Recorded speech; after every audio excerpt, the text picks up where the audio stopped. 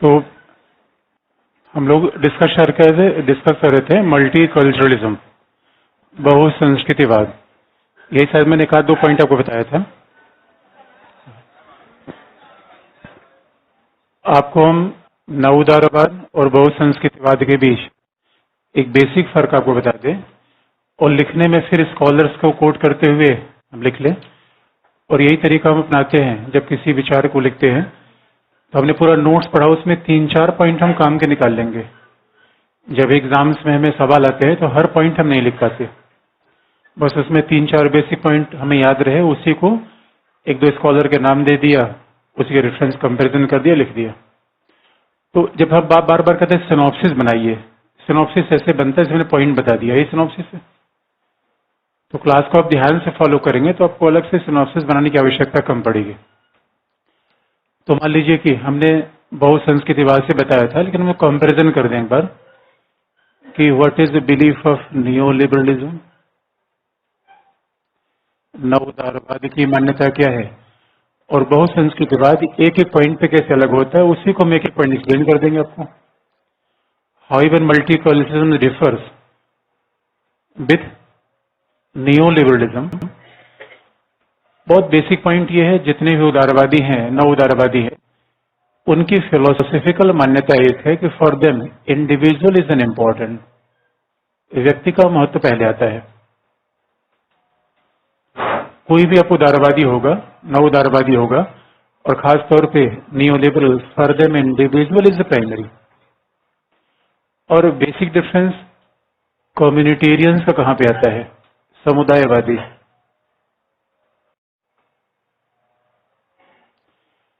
The basic difference between liberalism and communitarianism, नाम से दिखता है समुदायवादी, यानी नाम से बहुत कुछ प्रकट हो जाता है।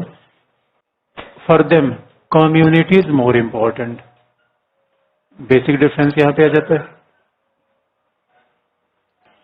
अब आप देखेंगे कम्युनिटी का मतलब क्या है, फैमिली, स्कूल, चर्च, यूनिवर्सिटी, ये फैमिली है। यहां तक कि नेशन, राष्ट्र, ये भी कम्युनिटी है। और जब हम कम्युनिटी शब्द का प्रयोग करते हैं तो कुछ लोग कहते हैं कि there is a difference between society and community. Society also comprise from the people, लोगों से मिलकर समाज बनता है, लोगों से मिलकर कम्युनिटी भी बनती है। इन कम्युनिटी में एक सेंस ऑफ बिलोंगिंगनेस होता है। जैसे परिवार में एक तरीके से अपनापन होता है, उसमें एक पहचान होती है, रिकग्निशन होता है। जैसे कि हम हाउसिंग सोसाइटी में रहते हैं तो सोसाइटी में each and everyone is independent. परिवार में लोग बॉन्डेज होता है, हर व्यक्ति दूसरे से स्वतंत्र नहीं होता। तो there is basic difference between community and society. Community means जहां पे आंतरिक लगाव समुदाय के सदस्यों के बीच में ज्यादा हो, जहां समुदाय के सदस्यों के बीच में अंतर्निर्भरता हो, इंटरडिपेंडेंस हो, that is the meaning of community. अब यहां पे कोई भी समुदायवादी होगा तो उसका बेसिक पॉइंट क्या होगा, कम्युनिटी। कोई भी नव उदारवादी होगा तो बेसिक पॉइंट क्या होगा, इसमें कंप्रोमाइज नहीं करेंगे। अब जैसे कई बार ऐसा होता है कि मान लीजिए हमने समुदायवाद पढ़ा, आपको किसी एग्जाम में कभी अगर ऐसा हुआ कि किसी पर्टिकुलर स्कॉलर विशेष को रेफरेंस देके पूछ लिया गया, कभी कभार ऐसा अगर हो जाए तो बात है, तो हर स्कॉलर तो यही बात करेगा। जो समुदायवादी होगा तो स्कॉलर के नाम आने से घबराने की कोई आवश्यकता नहीं, कभी कभार चांसेस से बनते हैं, होता नहीं सामान्य। दूसरी बात है, न्यू लिबरल क्या मानते हैं, आप जानते हैं कि स्वतंत्रता, राइट्स, इनके लिए सबसे पहले क्या आता है, अधिकार, आजादी। अब ये बात लॉजिकल है, भाई व्यक्ति की प्रधानता जो भी मानेगा अधिकार और स्वतंत्रता को मानेगा ही। For anyone who believes in primacy of individual, automatically they will recognize the importance of liberty and rights, क्योंकि लिबर्टी राइट्स मिलता किसको है, व्यक्ति को। इसलिए एक चीज दूसरे से हमेशा जुड़ी होती है। लेकिन जस्ट यहां पे आएंगे अब आप याद रखिए, communitarianism as a concept develop in the Australia, Canada, England and US. तो अब जरा सोच के देखिए, कुछ लॉजिकल चीजें हैं। कोई व्यक्ति जो 1980 के दशक में यूएस में होगा, ऑस्ट्रेलिया में होगा, अमेरिका में होगा, वो अधिकार और स्वतंत्रता को नहीं मानेगा? मानेगा या नहीं मानेगा? मानेगा। यानी अधिकार स्वतंत्रता को नहीं माने तो अमेरिकन कैसा हो, ब्रिटिशर्स कैसा? ये अधिकार और स्वतंत्रता को मानते हैं, लेकिन ये क्या मानते हैं? इनकी मान्यता है कि पहले हम पैदाइशी अधिकार लेकर पैदा हुए, आजादी हमें पैदाइशी मिल गई। ये कहते हैं सब कुछ समुदाय से मिलकर बनता है। तो बेसिक डिफरेंस क्या होगा? ये लिबर्टी, स्वतंत्रता और अधिकार को समुदाय की देन मानते हैं, व्यक्ति के व्यक्तित्व का भाग नहीं मानते। इनके लिए liberty, rights, this is due to community.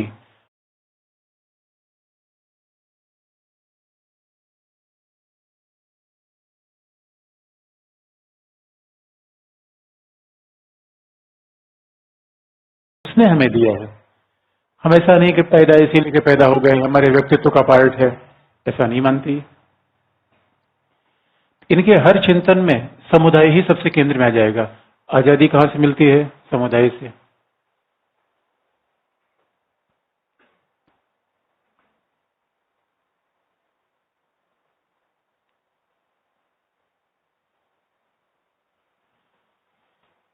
इसलिए अब देखेंगे हम रॉल्स की, न्याय की धारणा अलग से पढ़ेंगे भी।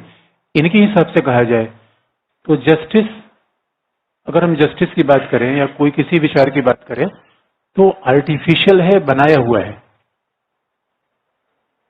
आप याद रखिए, जो भी व्यक्ति की प्राथमिकता की बात करेगा तो व्यक्ति प्राथमिकता का मतलब है पूरी दुनिया व्यक्तियों ने बनाई है। जैसे फैन बना दिया, जैसे मोबाइल बना दिया, जैसे लैंप बना दिया, वैसे हमने क्या कंप्यूटर बना दिया, वैसे ही सरकार, राज्य, संविधान और जस्टिस बना दिया। अच्छा, कॉन्स्टिट्यूशन लोगों के द्वारा बनाया गया है या कहीं और से है? That is a liberal belief. Liberals मानते हैं कि भाई जो भी चीजें हैं यहां हमने बनाया है, यहां तक कि समाज भी हमने बनाया है। आप कहेंगे समाज व्यक्तियों ने बनाया है? अब यही तो डिबेट का मूल पॉइंट है, व्यक्ति से समाज है, समाज से व्यक्ति है। अब दो पॉइंट ऑफ व्यू है, उसमें सही कौन है गलत कौन है, that is point of debate. ये मानते हैं व्यक्ति से समाज है, ये मानते हैं समाज से व्यक्ति है। बस इतना फर्क आता है इनमें। इसलिए इनसे पूछेंगे कि डेमोक्रेसी, लिबर्टी, राइट्स, ये सब किसने बनाया? व्यक्तियों ने। तो न्याय कौन बनाएगा? व्यक्ति। तो justice is made by individuals. तो जस्टिस एक कृत्रिम धारणा है जो व्यक्तियों के द्वारा बनाई गई।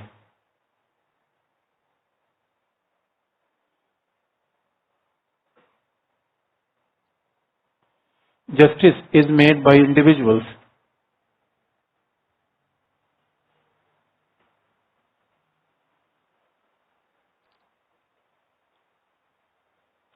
लेकिन ये क्या कहते हैं? अच्छा बताइए, समाज न्यायपूर्ण है या परिवार? अच्छा, परिवार में न्याय है या अन्याय है? क्या परिवार में न्याय कैसे है? पर देखिए, इनमें हम रॉल्स का नाम बताएंगे। इतने उदारवादी, उदारवादियों की बेसिक फिलॉसफी है constitution because of we, justice is because of I. सब हमने बना दिया।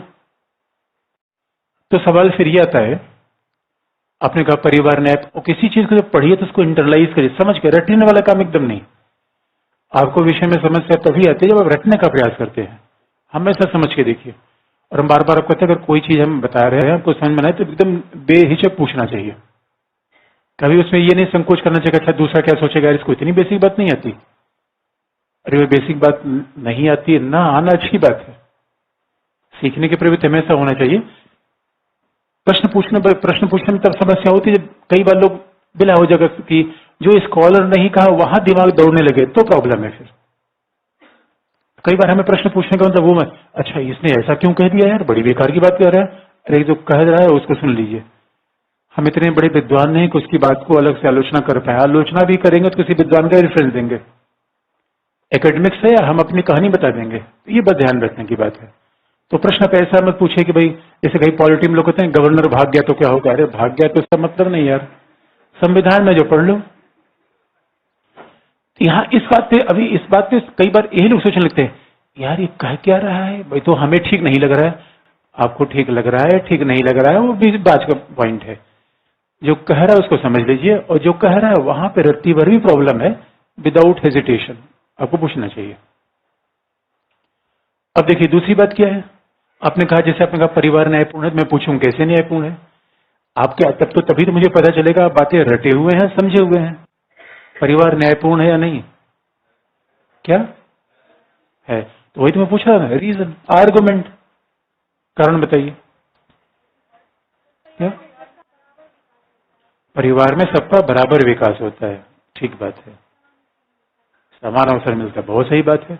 और कॉन्क्रीट रूप में आपको बताएंगे, उन्होंने कहा कि परिवार में सबको बराबर अवसर मिलता है, विकास होता है, दैट इज फैक्ट। इसी बात को मैं और कॉन्क्रीट रूप में पूछना चाहूं, गिव मी सम कॉन्क्रीट एग्जांपल।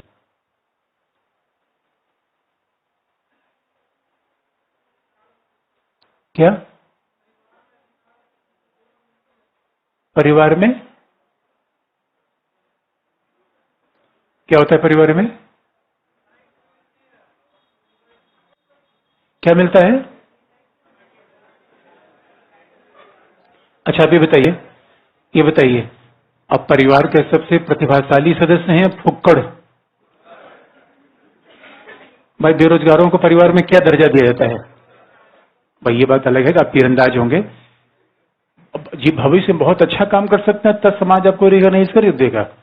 अभी तो आपको बड़े ताने सुनने पड़ते हैं, देखो पता नहीं क्या दिल्ली में पता नहीं कब से बैठा हुआ है, हमेशा और पैसा जब भी मांगे तो उधर से कोई परीक्षा निकला, मेरा पीटी दे रखा है। ये पीटी क्या होता है यार? उनके लिए पीटी वो समझ में नहीं आता उनका। अच्छा ये फिजिकल ट्रेनिंग कर रहा है क्या? तो सवाल ये है, देखिए परिवार न्यायपूर्ण कैसे होता है? परिवार में चाहे कोई कमाने वाला सदस्य हो चाहे न कमाने वाला सदस्य हो, खाने पीने में बराबर की हिस्सेदारी होती है या अलग अलग? बराबर की। और पहली बात आप देखिए, दूसरी बात, परिवार में क्या कोई हायरार्की होती है क्या? अब मान लीजिए आपके भैया बहुत बड़े पदाधिकारी हैं, तो जब आपके भैया आगे तो स्वयं सर जय हिंद, ऐसा होता है क्या? भैया अगर ऑफिसर हैं तो डिपार्टमेंट के लिए है, परिवार के लिए है? या जैसे कि अब मान लीजिए कोई परिवार में फौजी हो गया तो माता जी करी जय हिंद मेजर साहब, माँ माँ ही रहेगी, वो चाहे राष्ट्रपति ही बेटा बेटी क्यों न बन जाए। परिवार न्यायपूर्ण है। न्याय का मतलब जहां बराबरी चलती है, जस्टिस का मतलब जहां सबको समान हिस्सेदारी दी जाती है, जस्टिस का मतलब जहां शोषण नहीं होता, परिवार में शोषण नहीं होता, there is no exploitation in family, equal partnership, सबको समान अवसर मिलता है। अच्छा देखिए, अब कहीं रेस्टोरेंट में जाके देखिए, अब भाई खाना चाहिए तो पैसा निकालो, परिवार में आपको खाना दिया जाता है बिना पैसे के। What a concept my dear friend. बाजार परिवार में कितना फर्क है? बाजार आपको वही चीज देता है, उसकी कीमत लेता है। इसे कई बार लोग परिवार का मतलब समझ नहीं पाते, शायद दिल्ली आने के बाद उनको लगता है कि हाँ यार परिवार तो बड़ा इंपॉर्टेंट था। या खोपचे में रह रहे हैं और टिफिन खाना मिल रहा है, तो टिफिन खाना मुफ्त मिलता है या, और घर में खाना मुफ्त मिलता है और माँ के प्रेम के साथ, आपकी पसंद का। यहाँ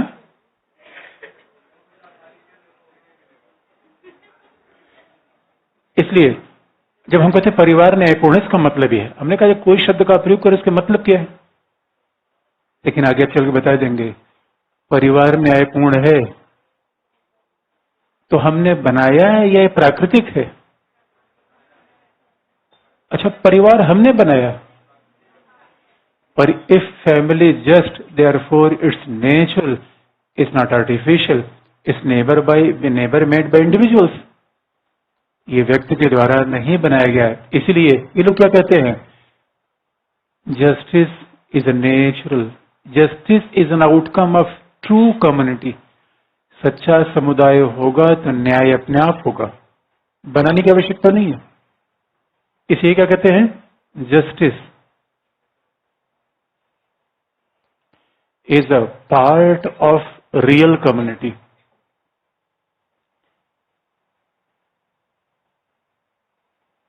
अगर समुदाय सच्चा होगा तो न्याय अपने आप होगा।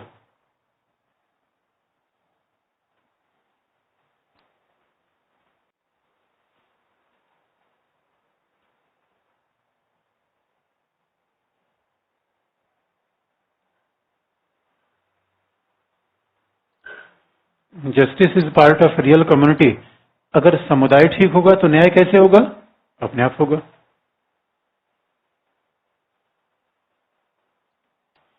इसका मतलब न्याय आपको बनाने की आवश्यकता नहीं पड़ती, बस सही समुदाय बना दीजिए।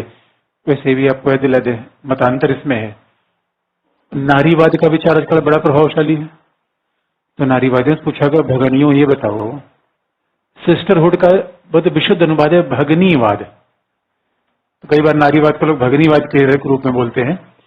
तो फेमिनिस्ट से पूछा गया, आपको भी लगता है कि परिवार न्यायपूर्ण है? उनका ना, पति ने खून चूस रखा है, पत्नी को दासी की भांति समझ रखा है, इसलिए आपने तो कह दिया ना बराबरी ना बराबरी। महिलाएं कहते हैं ना बराबरी नहीं होती। इसे महिला से पूछा क्या करोगे? परिवार तोड़ के रख देंगे, तोड़ के। अब ये अलग बात है। और याद रखिए, इसीलिए अब अलग अलग लोग नव उदारवादी क्या कहेंगे। अब सलमान खान नव उदारवादी हैं, कहते फैमिली इज डाइंग इंस्टीट्यूशन, बहुत सारे। और अमेरिका में तो सब नव उदारवादी हैं, परिवार खत्म हो गया। जो व्यक्ति को प्राथमिकता मानेंगे परिवार तो नीचे जाएगा। एग्जाम्पल हमने बता रखा था। चौथा अंतर कहां होगा? State is an neutral body. State is neutral और minimal.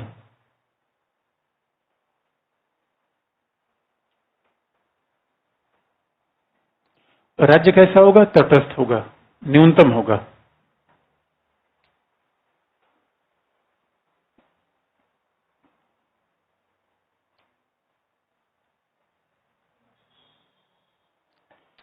State is neutral, state is minimal. अच्छा, नव उदारवादियों की आप देखेंगे एक बात दूसरे से हमेशा मिल जाती है। सब में इंटरकनेक्शन होता है। अगर आप ध्यान से देखिए, अगर व्यक्ति पहले आता है तो राज्य व्यक्तियों के द्वारा बनाया गया होगा या अपने आप आ जाएगा? बनाया गया होगा। जब हमने ये मान लिया कि व्यक्ति पहले है, समाज भी बाद में आया, न्याय भी बाद में आया, स्टेट एंड गवर्नमेंट भी बाद में आया, तो प्राथमिकता तो हमेशा व्यक्ति की आ जाएगी। इसलिए अब सवाल है कि राज्य न रहे तो क्या होगा? तो कहते नहीं भाई, राज्य न रहे फिर तो अराजकता हो जाएगी, आजादी किसी को नहीं मिल पाएगी। इसी क्या कहते हैं, राज्य रहे तो सीमित रूप में। सीमित का मतलब है state will act like an umpire. राज्य कैसे काम करेगा? अंपायर के रूप में। तटस्थ का मतलब है आपको जीवन में जो भी तय करना है, आपका उद्देश्य क्या है, आपके लक्ष्य क्या है, वो तय कर लीजिए। आपको राज्य नहीं बताएगा what you should do in your life.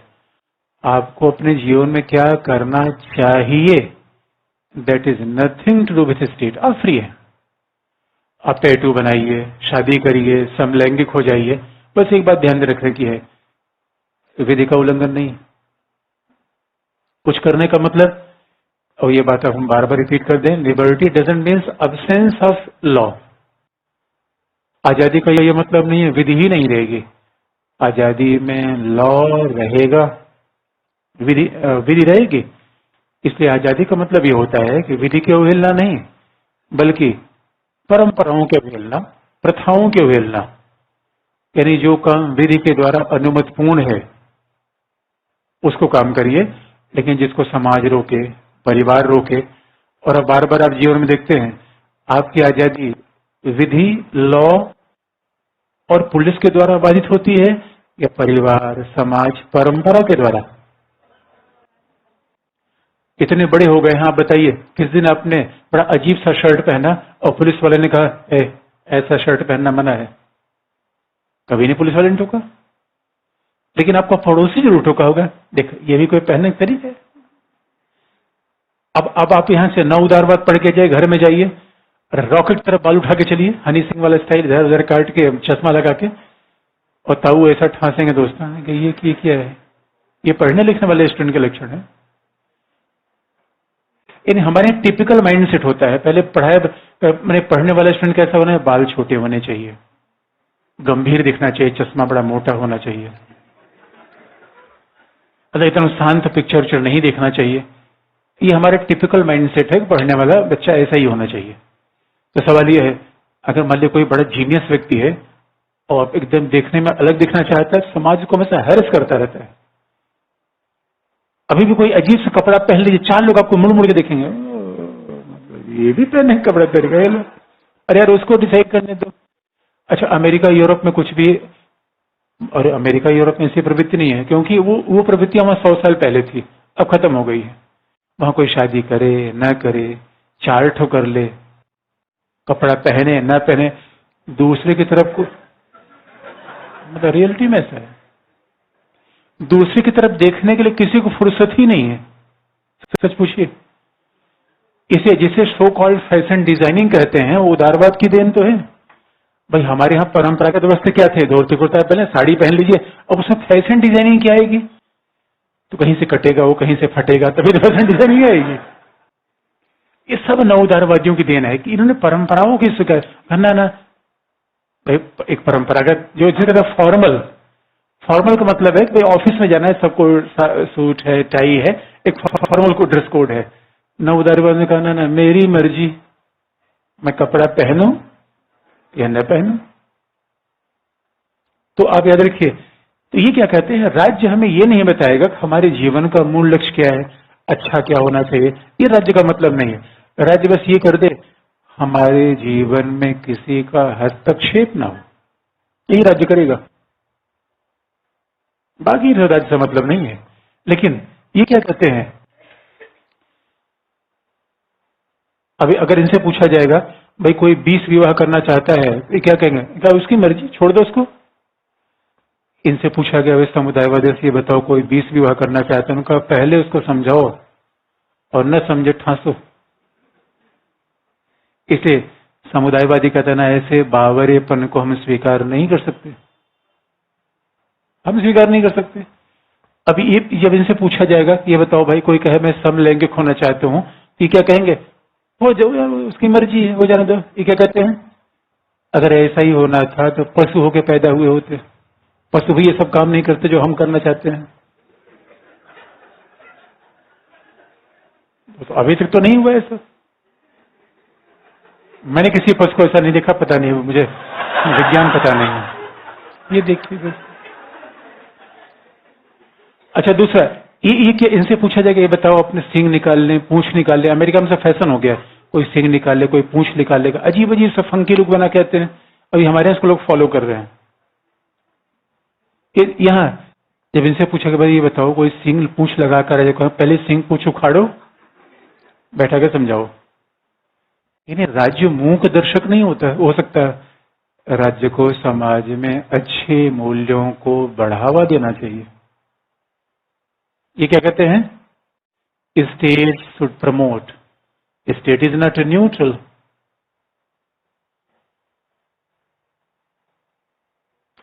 State should promote good values in society.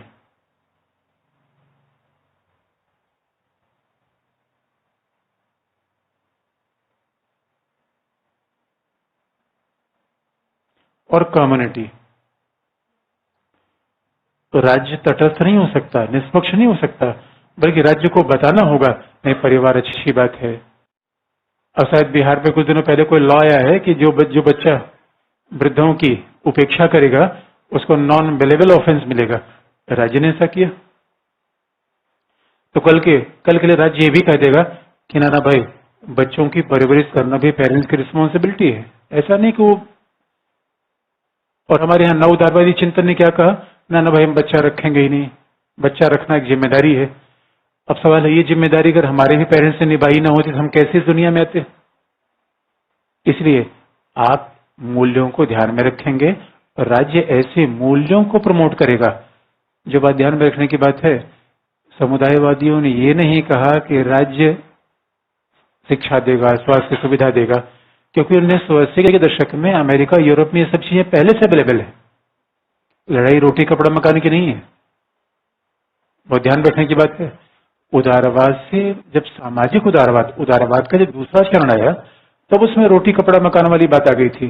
भाई लोगों को रोटी कपड़ा मकान दिया जाए, मूलभूत सुविधाएं दी जाए, तभी तो मामला बनेगा। अब 1980 के दशक में यूरोप, ऑस्ट्रेलिया और कनाडा उससे आगे आ गए। तो लोगों को रोटी कपड़ा मकान की चिंता नहीं थी, लेकिन लोगों को परिवार के टूटने की चिंता थी। लोगों को समाज में हो रही हिंसा से चिंता थी, नशाखोरी से चिंता थी। तो हम राज्य कैसे न्यूट्रल हो जाएगा, कब कुछ भी लिखिए, कुछ भी पढ़ दीजिए, कुछ भी कर दीजिए। नहीं, राज्य को समाज में अच्छे मूल्यों को या सामुदायिक मूल्यों को प्रमोट करना पड़ेगा। परिवार अच्छी चीज है। चर्च के महत्व को आप ध्यान में रखिए। भाई चर्च कुछ न कुछ तो मॉरलिटी अच्छी बात सिखाई देता है। इसलिए समुदायवादियों की ये बेसिक मान्यता है। अब इसी को हम एक स्कॉलर ग्रुप में 2-2, 3-3 बातें लिख लेंगे और मायने यही है। बस लिखते समय मैं 3-4 पॉइंट को हम एक्सप्लेन कर देंगे, लेकिन एक्सप्लेन करने से आगे आने से पहले बता दें, ये अंतर स्पष्ट है? आपको क्या लगता है, अंतर ही है, समानता भी है? क्या समानता है? अब मान लीजिए नवउदारवाद और समुदायवाद में मैंने अंतर देख लिया, डिफरेंसेस तो है। अब इसी को स्कॉलर के संदर्भ में 2-3 स्कॉलर है एक्सप्लेन कर देंगे। और शायद पिछली क्लास में मैंने आपको सैंडल से बात शुरू की थी, माइकल सैंडल से यही बात शुरू की थी। लेकिन ये अंतर स्पष्ट है? कुछ पूछना है आपको? बताइए।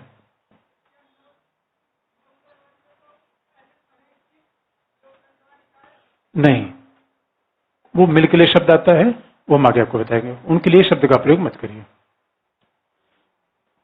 अब देखिए, आपको क्या लगता है इनमें समानता क्या है? What is commonality between? इसलिए आप याद रखिए, अब एक ही चीज को पूछने के हमारे पास कई तरीके हो सकते हैं। समुदायवाद उदारवाद का विस्तार है या उदारवाद का विरोध है? समुदायवाद उदारवाद का एक भाग है या उदारवाद से अलग है? और आज तक कहा भी जाता है कि नहीं, it is a modification in liberalism, it is an extension of liberalism. So communitarians never reject the basic liberal values. अब अंतर भी है, समानता भी है। और अब देखिए, फिर समानता आपको याद दिला दें, बहुत लॉजिकल सी बात है। कोई भी अमेरिकन, कोई भी यूरोपी क्या संविधानवाद की मान्यता को अस्वीकार करेगा? बात बहुत ध्यान रखने की है। सभी लोगों ने संविधानवाद की बात को माना, क्योंकि संविधानवाद का विधि का शासन, संविधान का शासन, कहते हैं इससे कंप्रोमाइज नहीं कर सकते। इस वजह से चाहे समुदायवादी हो, चाहे न उदारवादी हो, चाहे उदारवाद का पहला फेज हो, कोई फर्क नहीं पड़ता। अगर उदारवादी है, किस बात को मानेगा? संविधानवाद को। दोनों में बातें कॉमन है। संविधानवाद का विधि का शासन, संवैधानिक सरकार, जहां आजादी हो, जहां स्वतंत्रता हो, that is the meaning of constitutionalism. इस संविधानवाद की बात करते हैं। दूसरा पॉइंट,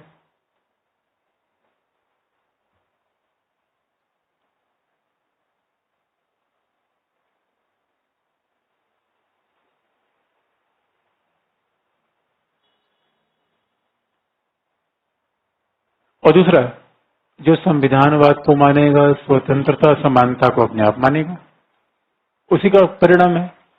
संविधानवाद का मतलब सीमित सरकार, सीमित सरकार का मतलब है डेमोक्रेटिक गवर्नमेंट का सपोर्ट करना और तानाशाही सरकार का अपोजिशन। यानी ये दोनों डेमोक्रेसी को मानते हैं, लोकतंत्र को मानते हैं, स्वतंत्रता अधिकार को मानते हैं, जस्टिस हमने बताया जस्टिस को भी मानते हैं। Both believe in democracy, liberty and rights.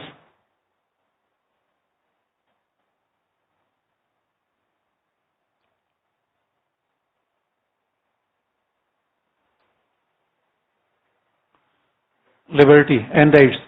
और अब अगर बहुत ध्यान से देखेंगे तो समुदायवादियों ने कभी पूंजीवाद पे हमला नहीं किया।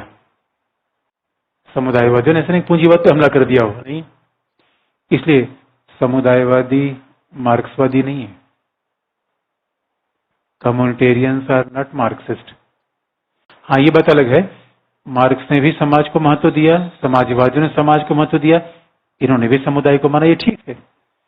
लेकिन कम्युनिटेरियंस आर नॉट मार्क्सिस्ट, क्योंकि आप याद रखिए मार्क्सिस्ट संविधानवाद की बात नहीं करते, वो पूंजीवाद पे हमले की बात करते हैं। और कम्युनिटेरियन का ध्यान पूंजीवाद पे हमले की बात नहीं है। मार्क्सिस्ट वर्ग संघर्ष की बात करते हैं, लोकतंत्र की बात नहीं करते। इसे समुदायवाद को समाजवाद समझने गलती मत करिए। क्यों? क्योंकि सोशलिस्ट आर स्पीकिंग फॉर, हम समाजवाद तो आगे बताएंगे, समाजवाद मार्क्सवाद सब आगे बताना है, कंपेरिजन हम कर ही सकते हैं। तो समुदायवाद अलग है, साम्यवाद अलग है। समुदायवाद अलग है, समाजवाद अलग है। समाजवाद क्या करता है? समाज में आर्थिक समानता होना चाहिए। What is the crux of socialism? There must be economic equality in society, that is the crux of socialism. इनकी चिंता, समुदायवाद की चिंता आर्थिक समानता की है, परिवार और समाज के मूल्यों को बचाने की है। ध्यान रखने की बात है। समाजवादी, और ये बहुत पॉइंट आपको बता दें, समाजवादी कल्चर की बात नहीं करता। और जब समाजवादियों से पूछा भैया समाज क्या है, तो कहते भाई उत्पादन का जो तरीका होता है, उत्पादन के साधन, उत्पादन के संबंध, यही समाज है। और क्या है? कोई मालिक है, कोई मजदूर है, दैट इज सोसाइटी। समाजवादी हर चीज को इकोनॉमिक संदर्भ में व्याख्यायित करते हैं, समुदायवादी नहीं। इसलिए संयोग की बात है कि समुदायवादी समाज को प्राथमिकता देते हैं, समाजवादी मार्क्सवादी भी समाज को प्राथमिकता देते हैं। इतनी बात ठीक है, क्योंकि लॉजिकल सी बात है, कोई भी समाजवादी समुदायवादी कभी व्यक्ति प्रधान चिंतन नहीं रखता। उसलिए व्यक्ति पहले नहीं आएगा, ये बहुत कॉमन सेंस की बात है, कॉन्सेप्चुअल है, ये कभी गलत नहीं हो सकता। कुछ चीजें कॉन्सेप्चुअल होती हैं जो हर जगह आप वही यूज करेंगे, उसका दूसरा विकल्प ही नहीं है। इस समाजवादी व्यक्ति को पहले कभी नहीं मानेगा, ये सच है। पहले व्यक्ति उसके आता ही नहीं है, पहले समाज ही आएगा। लेकिन इसका ये मतलब नहीं कि वो समुदायवादी है। समुदायवादी नहीं है, क्योंकि समुदायवादी क्या करते हैं? परिवार को बचाने की चिंता है, चर्च को बचाने की चिंता है, मूल्यों को बचाने की चिंता है, कल्चर को बचाने की चिंता है। मार्क्सवादी कल्चर की बात ही नहीं करते। मार्क्सवादी बस अर्थव्यवस्था, कैपिटलिज्म कैपिटलिज्म। और इसमें समुदायवादियों का आक्रमण पूंजीवाद पे नहीं है। पूंजीवाद इनके विश्लेषण में मूल चिंतन नहीं है, आजादी की बात है, संविधानवाद की बात है। तो इसलिए इनको समाजवाद और मार्क्सवाद समझने गलती न की जाए। बल्कि एक समुदायवादी था मैकेंटायर, जो आरंभिक रूप में मार्क्स से थोड़ा प्रभावित था, बाद में उसने अपना करेक्ट किया, उनका ना ये तो गलत विचार है। इस समुदायवादी समाज को प्राथमिकता मानते हैं। अब इसे को लिखने के बाद अब आपको जो समस्या हो यहां बताइए। अभी तक कभी एग्जाम में ऐसा पूछा नहीं गया कि क्या समानता है, क्या अंतर है। लेकिन अब इसी बात को लिखने की बात करें तो लिख लीजिए। अब इसी एक एक पॉइंट को हम एक्सप्लेन कर देंगे। बेसिक चीज यही है। तो माइकल सैंडल की बात हमने लिखवाई थी ना, लिख लीजिए। और हमने पहले बता दिया आपको, क्योंकि विचारक तो है नहीं, थियरी का पार्ट है, तो स्कॉलर के हिसाब से सवाल नहीं पूछा जाएगा। फिर भी स्कॉलर का नाम लेने से रेफरेंस में सुविधा मिल जाती है, कभी उनका नाम यूज कर दिया। तो पहला पॉइंट माइकल सैंडल का,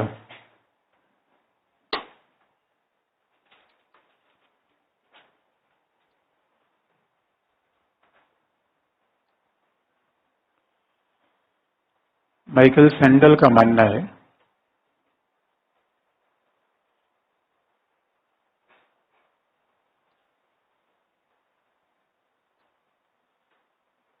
कि उदारवाद के द्वारा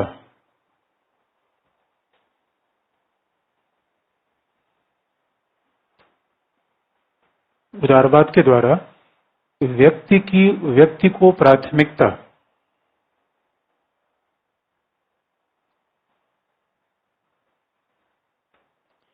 उदारवाद के द्वारा व्यक्ति को प्राथमिकता देने का विचार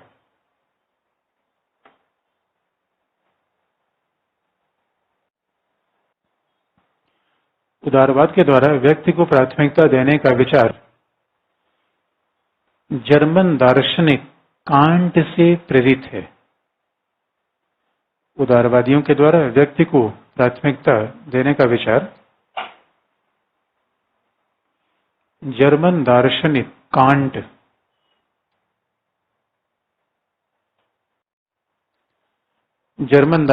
कांट से प्रेरित है,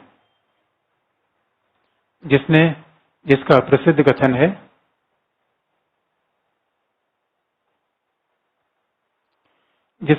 कथन है कि man is end in itself,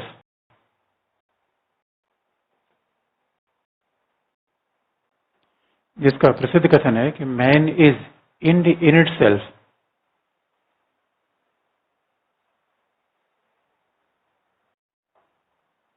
man is in itself, व्यक्ति स्वयं में साध्य है। हिंदी में कहते हैं कि व्यक्ति स्वयं में साध्य है।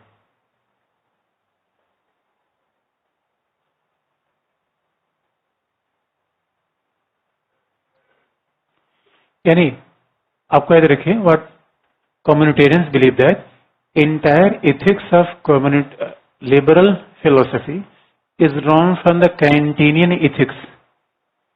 And what is the Kantinian ethics? Man is in itself. व्यक्ति स्वयं में साध्य का बड़ा सामान्य सा मतलब ये है, बड़ा भाई फिलोसफर कोई कहता है तो बात थोड़ा तकनीक रूप में कहेगा, और लिखने में इन्हीं तकनीक शब्दों का प्रयोग हम कर देते हैं, पढ़ने में सामान्य शब्द को हम बता देते हैं। ये लिखने और पढ़ने के बीच का फर्क है। अब जैसे बात को हम आपसे पूछें कि इसका मतलब क्या है, तो हम आपसे ये सवाल करेंगे, आपका जीवन में लक्ष्य क्या है? आपका लक्ष्य क्या है? मतलब आप ये अच्छा बात को दूसरे शब्दों में पूछें, आपका लक्ष्य क्या है, तो आप कहेंगे बार बार हम बताने में क्या बताएं, अंडरस्टूड है, ठीक है अंडरस्टूड है। इसका मतलब है आप साधन हैं या साध्य हैं?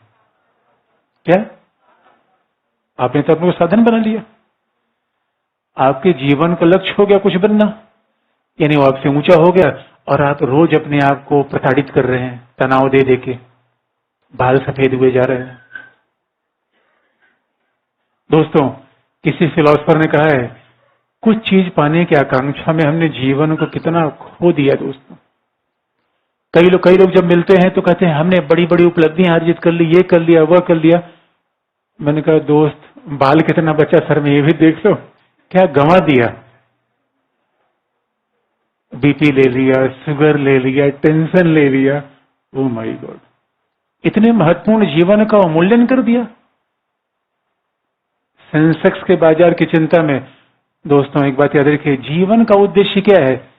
सैर कर दुनिया की गाफिल, जिंदगानी फिर कहां, और जिंदगानी गिर रही तो इसलिए ये जवानी फिर कहां। इसे याद रखिए, ये जीवन पढ़ने के लिए हुआ ना।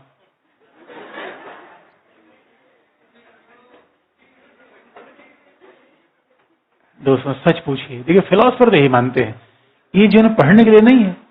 अब कोई क्या कहता है, मैं सेवक, और आप तो किस परीक्षा में सेवक बनना चाहते? दोस्तों, मैं पैदा हुए थे तो मुक्त आजाद पंछी की तरह, अब कहां बनना चाहते हैं? सेवक, सिविल सेवक। अब सिविल सेवक बनना चाहते हैं। इसलिए एक खास बात है, कोई मालिक हो जाए, कोई दास हो जाए, कोई सेवक हो जाए, ये अपने मानव जीवन का अवमूल्यन करना है। और सच में मानव जीवन जिया किसने? जिसने कोई काम नहीं किया, नौकरी ना करी, नौकरी ना। इसलिए एक बात याद रखिए, आप सीढ़ी हैं या मंजिल हैं? इसलिए कांट ने क्या कहा, हम मंजिल हैं। हमारे जीवन का ना कोई लक्ष्य है, बस नदी के पानी की तरफ बह जाओ, जहां मर्जी रुक जाओ, ठहर जाओ, देखो, चल दो। इसलिए कहीं रुकने की आवश्यकता नहीं, चरेवेति चरेवेति। और इसलिए याद रखिए, मैं ऐसे छात्रों का बहुत दिल से सम्मान करता हूं। कभी क्लास में आते हैं, 2-4 महीने बाद फिर आएंगे, कभी कभी देखो कि निकल जाएंगे फिर। एक तो हमारे जीवन में ऐसे के स्टूडेंट मिले, सुबह पहले 8 बजे क्लास हुआ करती थी, तो 8 पर कभी भी क्लास में नहीं आए। संयोग से एक बार मुझे मिल गया, मैं कहा अरे तुम क्लास में कभी नहीं आते। उन्होंने कहा सर देखिए, मैं 8 बजे सो के नहीं उठ पाता। मैंने कहा इधर पीठ लाओ, इधर पीठ लाओ तुम। उनका जाओ बेटा, बहुत महान व्यक्ति बनोगे तुम। मानव होने का मतलब ये है, यानी याद रखिए। अब यार वो मुझसे मिले नहीं, उसके बाद मैं उनको जान नहीं पाया कहाँ हुए हैं, मैं समझ नहीं पाया। लेकिन दोस्तों, ऐसे फक्कड़ आदमी होने चाहिए।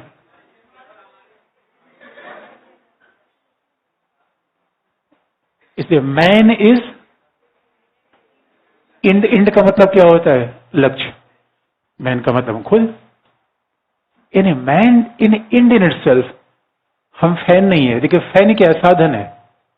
देखिए आदमी और बात को दूसरे समझे, आदमी वस्तु के में अंतर समझिए। वस्तु बनती है दूसरे के जीवन की सेवा के लिए। अच्छा, एसी साध्य है या साधन है? साधन है। फैन साधन है, हम साधन नहीं है दोस्तों। हम साधन नहीं है, हम साध्य हैं।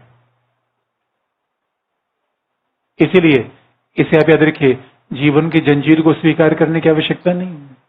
जिसमें एकदम हैप्पी लाइफ हो वही काम करिए, जीवन को मुक्त रूप में छोड़ दीजिए।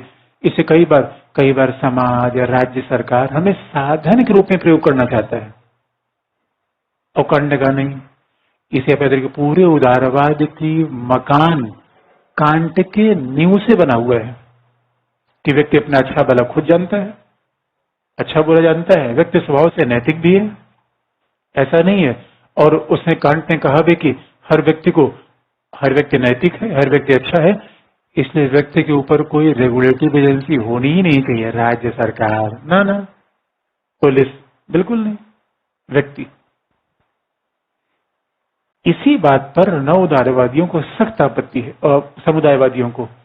तो नव उदारवादियों ने ये बेसिक फिलॉसफी कहां सीखी? Can't say. और इसी कांट की फिलॉसफी को 20वीं शताब्दी के अमेरिकन उदारवादी रॉल्स ने स्वीकार किया। रॉल्स ने मान लिया, और समुदायवादी इसे पीछे पड़ गए। इसलिए हमारे सिलेबस में लिखा गया रॉल्स की समुदायवादी आलोचना। तो उसको हम अलग से नहीं देखेंगे, यही उसका विचार हम देख लेंगे। तो यही तो मतलब हो गया, व्यक्ति स्वयं में साध्य। इसका मतलब है व्यक्ति स्वयं में साध्य। इसलिए अगर कोई आपको बुलाए, मर्जी हो तो जाइए। ये मत सोचिए घाटा हो जाएगा, नफा हो जाएगा, नुकसान हो जाएगा दोस्तों। मतलब कुछ भी हो जाए, कोई बुलाए, मन हो तो जाइए और न मन हो तो मत जाइए। देखो ऐसे पहले फक्कड़ लोग हुआ करते दोस्तों। पहले ऐसे फक्कड़ लोग होते थे जिनको लोग कहते थे सनकी आदमी है यार। सनकी नहीं, वही सही आदमी था। अच्छा, आजकल तो जैसे कि महाराज अकबर थे, तो उनके जो राग दरबारी तानसेन थे, तानसेन बड़ा अच्छा गाया करते थे। तो एक बार महाराज अकबर कहीं जा रहे थे, तो उनके गुरु हरिदास को बजाते हुए सुना। सम्राट अकबर ने कहा, अरे यार ये तो तानसेन, तुम क्या बजाते हो? तुम्हारे गुरु हरिदास, यार हरिदास को तुम लाओ पकड़ के। उनका सर यही हमारे गुरु की बात है, जब उनका मन करेगा तभी बजाएंगे। उनका अरे मैं सम्राट हूं। उनका उनके लिए आप सम्राट नहीं है, किसी के लिए होंगे। और हमारी एक एक से फक्कड़ दोस्तों कहानियां है। यही व्यक्ति स्वयं में साध्य है। अलेक्जेंडर द ग्रेट आ रहा था जब हमारे ऊपर हमला करने, तो वहां एक पहाड़ों में ऋषि दंडी स्वामी तपस्या कर रहे थे। अलेक्जेंडर द ग्रेट बड़ी घोड़े से चढ़ के आया। उनका, महात्मा मुझे प्यास लगी है, पानी पिलाओ। सुना ही नहीं, ध्यान में मग्न थे। तो झकझोर दिया उसने, तो मैं पानी नहीं पिला रहे, मैं तुम्हें जान ले सकता हूं। उनका जान है क्या? ये तो चलती हुई सांसों की डोर है, आज है कल नहीं होगा। अरे तुम्हें पता नहीं, मैंने अलेक्जेंडर ग्रेट हूं, पूरी दुनिया को जीत रखा है, तुम्हें पता नहीं है। उनका ये बताओ तुम दुनिया को जीतना क्यों चाहते? तो जीत करो क्या? उनका पूरी दुनिया को जीत लूंगा तो मैं आराम करूंगा। उनका ये तो मैं अभी कर रहा हूं। अलेक्जेंडर कितना हैरान हुआ, भाई ऐसा भी विचार हो सकता है क्या किसी का? इसे याद रखिए, जो आदमी आप याद कई लोग तो मिलते अपना शेड्यूल बता देते हैं कि सुबह मेरा इतना एंगेजमेंट है, 9 बजे इतना, ये बजे इतना, ये बजे इतना। साधन रहे या साध्य बने? साधन। और साधन बनकर हम गौरव महसूस करते हैं दोस्तों मानवता को। अच्छा, अलग अलग फिलोसफर्स को अलग अलग फिर, मैं कभी प्रेमचंद को पढ़ रहा था। प्रेमचंद ने कहा मानव अपने जीवन के संसाधनों की तलाश करने में जीना ही भूल गया। अब जरा सोच के देखिए, जी रहे हैं या जीवन कट रहा है? एक एक दिन गिने जा रहे हैं, मेंस कब आ रहा है, पीटी कब आ रहा है। कटना होता है, जीना नहीं होता। कटने और जीने में कोई फर्क है या नहीं है? अब बताइए, अगर ये विचार आपको पता हो गया, ऐसे लिखने के लिए कोई आपको सिखाएगा आजादी का मतलब क्या होता है, मानव होने का मतलब क्या होता है, इसका ऐसे में यूज करेंगे या नहीं करेंगे?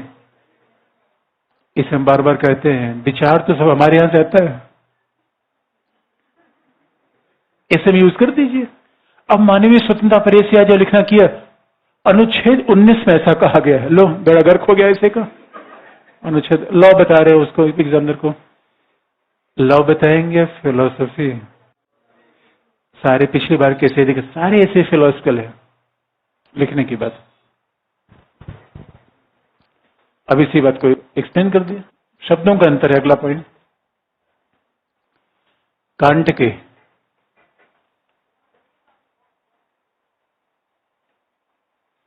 किसी का, अच्छा किसी का साधन और साध्य को बताना है, बता ही दिया। साध्य मतलब उद्देश्य, साधन मतलब उसका साधन, माध्यम। माध्यम तो क्या लिखा आपने, कांट के इसी विचार से प्रभावित होते हुए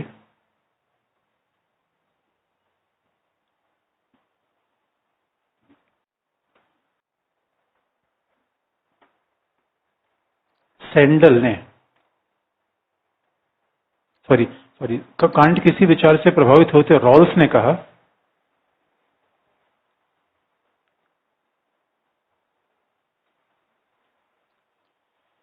कांट किसी विचार से प्रभावित होते हुए रॉल्स ने कहा, रॉल्स का न्याय में पढ़ना है। रॉल्स ने कहा end is prior to self, कि रॉल्स उदारवादी हैं। रॉल्स ने कहा इंड इज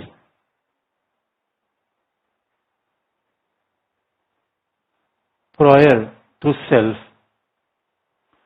विशुद्ध हिंदी अनुवाद इसका करें, आत्मन साध्य से पहले है।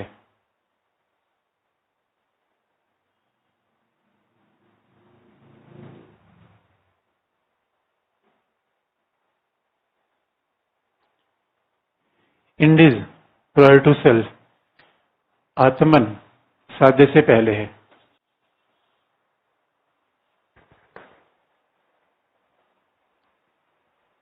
एक बात याद रखिए, यहां क्या लिखा है, मैन इज इंड सेल्फ, यहां लिखा है end is prior to self. दोनों में शब्दों का अंतर है, दोनों के मायने एक ही हैं, दोनों के मायने एक ही हैं। इसे कांट की पूरी बात को रॉल्स ने स्वीकार कर लिया, रॉल्स उदारवादी है। तो end is prior to self, self का मतलब है कि मैं। इंग्लिश में सेल्फ के लिए कई शब्दों का, ego,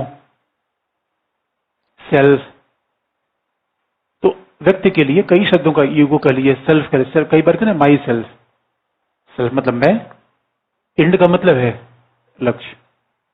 end is prior to, sorry थोड़ा सा आत्मन स्वाद से पहले है इसका, सॉरी थोड़ा सा, self is prior to end, sorry थोड़ा सा इसको करेक्ट कर लीजिए, मैं गड़बड़ कर दिया। Self is prior to end, और कांट ने कहा था मैन इज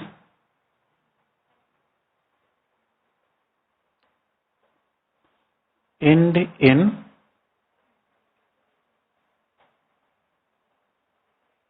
इटसेल्फ। दोनों के शब्दों का हेरफेर है, विचार दोनों के अलग है। Self is prior to end, तो सवाल यह है जीवन में जो भी हमारे इंड का मतलब उद्देश्य होता है, जीवन में जो भी हमारे साधन है, जैसे मकान क्या है? साधन है। मकान साधन है। सेवा क्या है? साधन है। कोई भी चीज हम यूज कर रहे हैं, घड़ी से लेकर ऑर्नामेंट्स, कपड़े, साधन है। और स्वाभाविक रूप में राज्य सरकार क्या है? साधन है। राज्य सरकार भी, स्वतंत्रता, समानता, न्याय भी, सब कुछ साधन है। साध्य क्या है? मैं। इसका मतलब है, बात एक ही है, दोनों में प्राथमिकता किसकी है? व्यक्ति की। दोनों प्राथमिकता व्यक्ति की है। यानी इस दुनिया में जितनी भी चीजें हैं, वो पहले आई या मैं पहले आया? अब इससे बड़ा व्यक्तिवादी चिंतन क्या हो सकता है? यानी मैं हूं तो दुनिया है, ये उदारवादियों का थंब लाइन है। हमने कई बार बताया, मेरी मर्जी, अपने भी शादी में न जाऊं तो? ये बताइए। इसलिए अच्छा, जो व्यक्ति इस बात को समझ नहीं पाता, जो समझ नहीं पाता कि मेरी प्राथमिकता का मतलब क्या है, परिवार की बात मानने लगता है। परिवार ने जो कह दिया वही मान लिया। साधन हो गए साध्य। शादी अपने माँ बाप को खुश करने के लिए करेंगे या स्वयं को? दूसरा, अब सवाल है कि कोई काम अपने टीचर को खुश करने के लिए करेंगे स्वयं को? स्वयं को। कई लोग, कुछ कुछ लोगों को खुश करने के चक्कर में पूरा जीवन बिता देते हैं, कोई खुश हो नहीं पाया दोस्त। गिफ्ट दिए जा रहे हैं, खुश होगा, कभी उसकी नजर हमारे ऊपर पड़ेगी? नहीं पड़ी दोस्तों। उस चक्कर में अपना जीवन खत्म कर लिया। एक याद रख, फक्कड़ आदमी कैसा होना चाहिए? कोई साथ हो न हो, कोई कुछ भी कहे जो मुझे ठीक लगेगा, और दुनिया में हर आदमी अजूबा है, अचंभा है, प्लेटिनम है, सिल्वर है, गोल्ड है। इसे दोस्तों, हम हमेशा किसकी तरफ देखते हैं? अगल बगल, अपने को भी नहीं देखते कि मैं क्या हूं। किसके लिए बने हैं? और इसलिए self is prior to end. जो भी दुनिया में आता है सब कुछ पीछे है, साधन है मेरे अलावा। जरा सोच के, इससे बड़ा व्यक्तिवादी विचार कहां आ सकता है? और हमने किसको महत्व दे दिया? राज्य को, सरकार को, संपत्ति को। जीवन तो लगा दिया संपत्ति कमाने में, जीवन तो लगा दिया मकान बनाने में। अच्छा, ये उदारवादी चिंतन अमेरिका और यूरोप में खूब दिखता है। हम यहाँ पढ़ते हैं, वो लाइफ में जीते हैं। अच्छा, यूरोप अमेरिका का व्यक्ति क्या करेगा? 3 साल कमाएगा, घर ही खरीदेगा, फैरारी खरीदेगा, सब कुछ बेच के निकल लेगा, बेच के पूरी दुनिया घूमेगा, फिर जाके 3 साल कमा लेगा। आपने कोई किताब पढ़ेगा, a monk who sold Ferrari. अच्छा, हमारे यहाँ लोग क्या करते हैं? ना घर बिक गया, सम्मान बिक गया, इज्जत बिक गई, विवाह नहीं किया तो समाज पता नहीं क्या समझेगा, उसके बाद बच्चे नहीं हुए पता नहीं लोग कैसे नहीं क्या समझेंगे। इसे याद रखिए, पहले परिवार या पहले मैं, पहले समाज या पहले मैं, पहले सरकार या पहले मैं? Self is priority. अच्छा बताइए, न उदारवाद को कहने का सबसे बेहतरीन तरीका क्या है? एक लाइन, सेल्फ इज प्रायोरिटी। और न उदारवाद नहीं, पूरा उदारवाद ही इसी पे टिका हुआ है। रॉल्स न उदारवादी नहीं है, उदारवादी तो है, उनके लिए हमारे एक अलग शब्द का प्रयोग करते हैं, आगे बता देंगे। इसी बात पर समुदायवादियों की आपत्ति है। समुदायवादी इसी बात पर अटैक करते हैं। सैंडल का अटैक इसी बात पे है। अगला पॉइंट,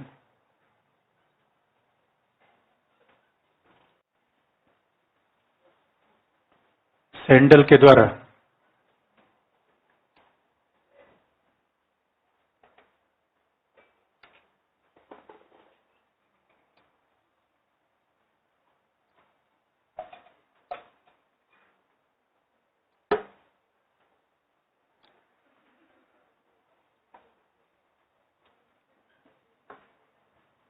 सैंडल के द्वारा रॉल्स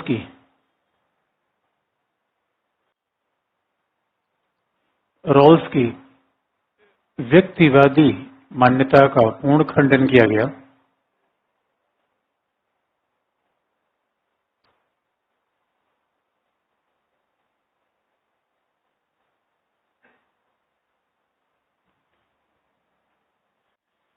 रॉल्स की व्यक्तिवादी मान्यता का पूर्ण खंडन किया गया। When Sandel criticized the individualistic philosophy of Rawls, और सैंडल ने समुदाय को महत्व देते हुए कहा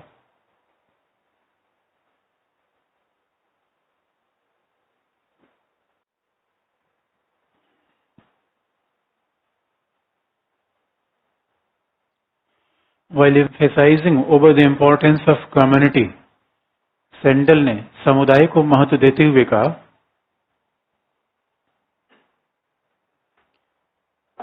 समुदाय को प्राथमिकता बनाते हुए महत्व देते हुए कहा एंड इज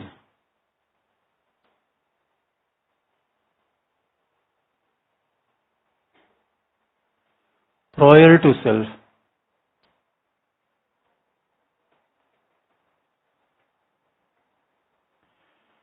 सैंडल ने समुदाय को महत्व देते हुए कहा end is prior to self.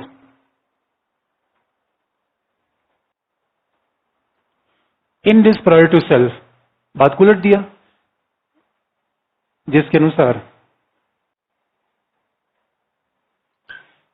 अनुसार सैंडल ने कहा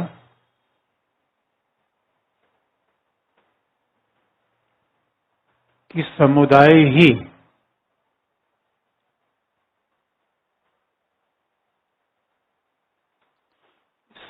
ही व्यक्ति को विभिन्न प्रकार के लक्ष्य और उद्देश्य प्रदान करता है।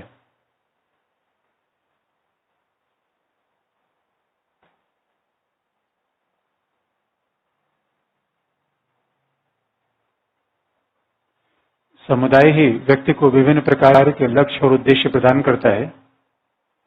Even it is community which determines goals and end of individuals. समुदाय ही व्यक्ति के विभिन्न प्रकार के लक्ष्य और उद्देश्य निर्धारित करता है। और अब देखेंगे अब एंड क्या है, जैसे एंड अब देखेंगे फैमिली एंड है, यानी बात देख भाई रॉल्स ने क्या कहा, हम सब कुछ बनाते हैं, परिवार हमने बनाया, न्याय हमने बनाया, राज्य सरकार हमने बनाया, इसी बात को ने उलट दिया। बात सीधी सी है, इनके हिसाब से व्यक्ति पहले आता है, इनके हिसाब से क्या आता है, हमारे सारे लक्ष्य समुदाय से प्राप्त होते हैं। इसको एक आम भाषा में आप समझिए, समुदायवादी किस बात पे आपत्ति करते हैं। इसको एक आम भाषा में अगर समझें कि end is prior to self, यानी हम अपने जीवन में उद्देश्य निर्धारित नहीं करते, उद्देश्य तो हमें मिल जाते हैं और हमें ये उद्देश्य लक्ष्य देता कौन है, समुदाय। जैसे खास बात आप देखेंगे कि अब अगर किसी एक विशेष विश्वविद्यालय में पढ़ रहे हैं तो वहां पे ओरिएंटेशन सिविल सर्विसेज तरफ होता है, तो आपके ओरिएंटेशन को यूनिवर्सिटी ने प्रभावित कर दिया। आप जरा सोच के देखिए, अगर कोई बच्चा मुंबई में पढ़ेगा उसके लिए हो सकता है UPSC is not a preferable option, commerce, film, media, that may be preferential option.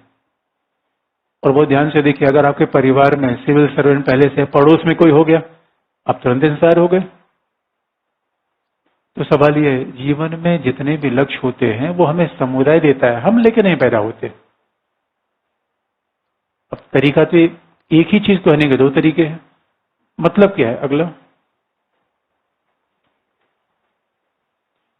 Sandal के अनुसार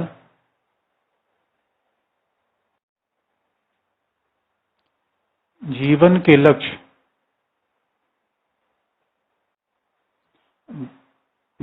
लक्ष्य परिवार, समुदाय,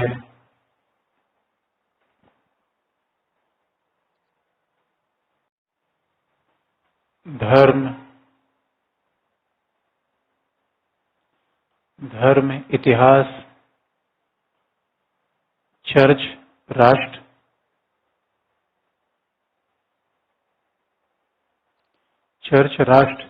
जैसे समुदायों से प्रभावित होते हैं।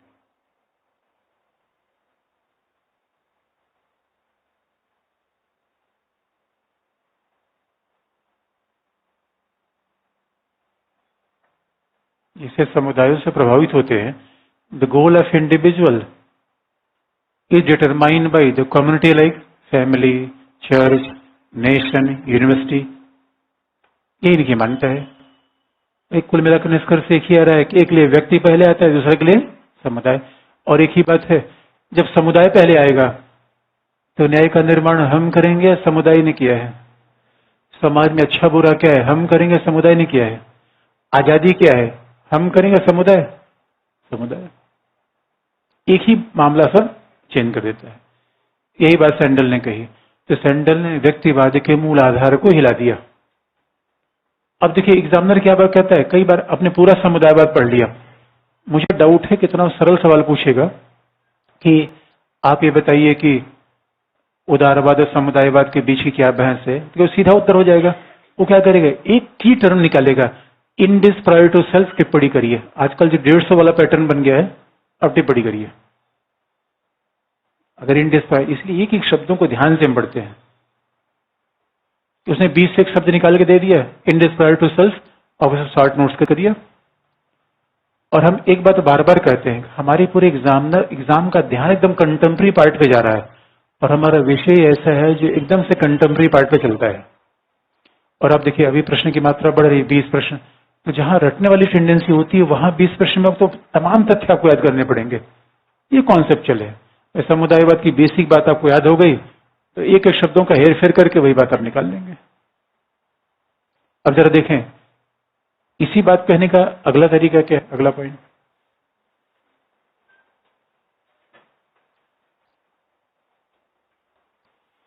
इसीलिए यह कहा जाता है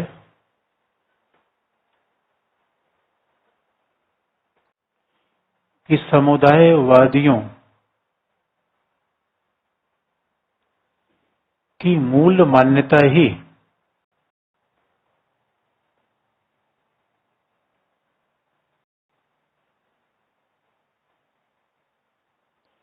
समुदायवादियों की मूल मान्यता ही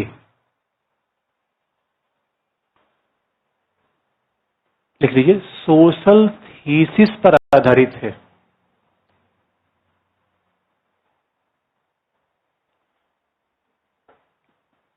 Entire notion of communitarianism is based on the concept of social thesis.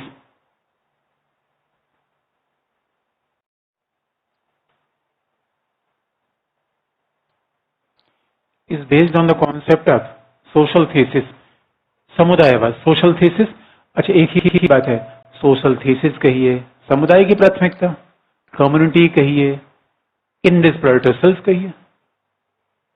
यानी सोशल थीसिस क्या है, चर्च है। सोशल थीसिस, थीसिस का मतलब है कि मूल स्थापना यानी कि क्या है भाई, थीसिस का मतलब क्या है, आपका मूल शोध प्रपत्र, आपका मूल निष्कर्ष कहां पे आ रहा है, समुदाय पर। अगला है, अगली बात, समुदायवाद के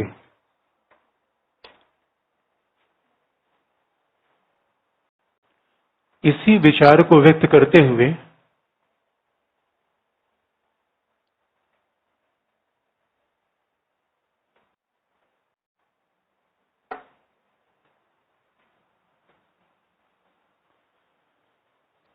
समुदायवाद के इसी विचार को व्यक्त करते हुए चार्ल्स टेलर ने कहा,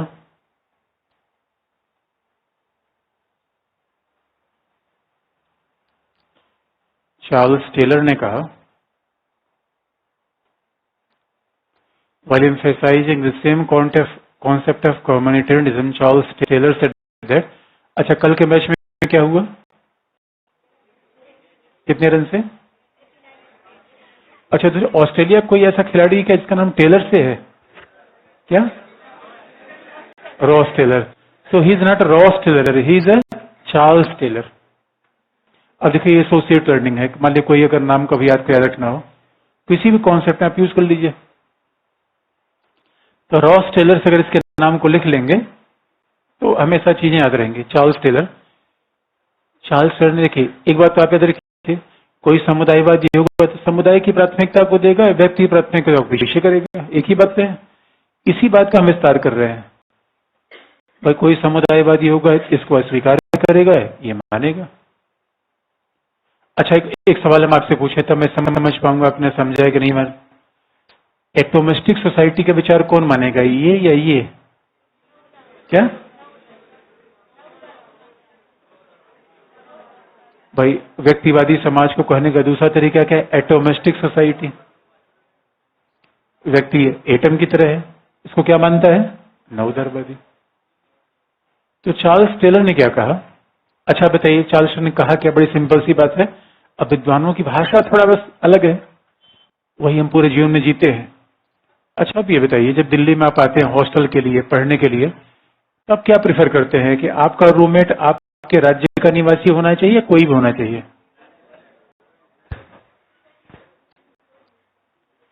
मतलब इनका कोई प्रेफरेंस होता है या नहीं होता है? अच्छा, आप वहां रहना चाहते हैं जहां आपकी लैंग्वेज बोलने वाले भोजपुरी लोगों के साथ रहना चाहते हैं? हरियाणा के लोग हरियाणा के साथ ही रहना चाहते हैं? बंगाली बंगाली के साथ? ऐसा कोई फीलिंग होती है, नहीं होती है? इसलिए टेलर ने बात यही कही। टेलर ने सीधा, अब भाई एक ही बात है, हमें समुदाय की प्राथमिकता को बताना है, तो टेलर कुछ न कुछ नए शब्दों का तो प्रयोग करेंगे जिनका कि कहीं न कहीं सैंडल नहीं किया।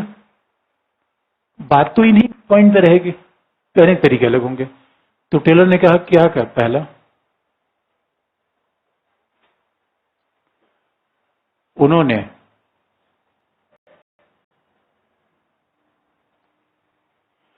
समुदाय की प्राथमिकता बताते हुए कहा,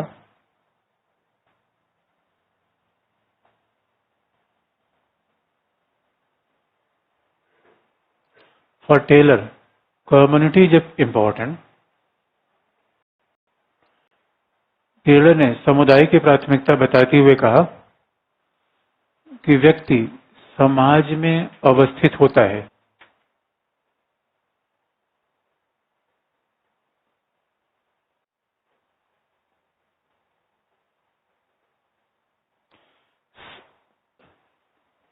व्यक्ति समाज में अवस्थित होता है, अंडरलाइन, इसे इंग्लिश में क्या कहते हैं? Self is certificated self.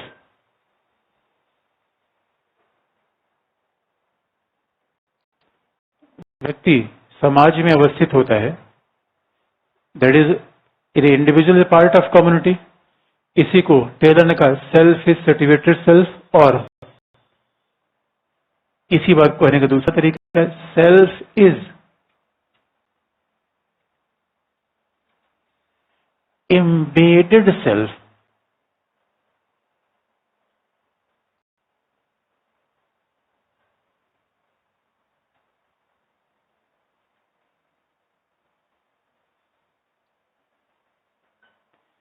Self is embedded self.